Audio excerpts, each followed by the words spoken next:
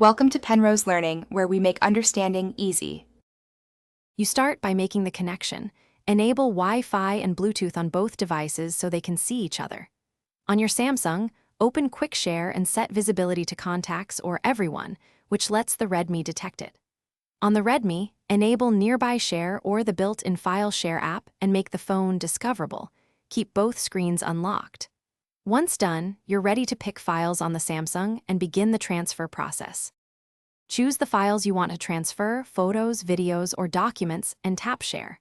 Select Quick Share from the share sheet. The phone will scan and list nearby devices. When the Redmi's name appears, tap it to initiate the connection. Quick Share negotiates a direct Wi-Fi or Bluetooth link for speed and reliability.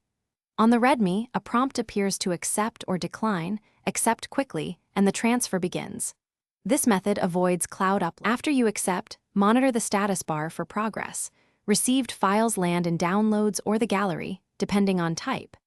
If the transfer stalls, stop and toggle Wi-Fi and Bluetooth, or restart both phones to clear temporary network issues. Make sure both devices have visibility set to everyone if they don't detect each other. Update system sharing components in settings.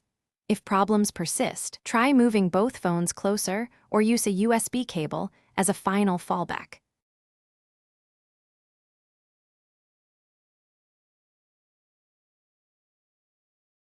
Thanks for watching. If this was helpful, leave a like and consider subscribing. See you next time.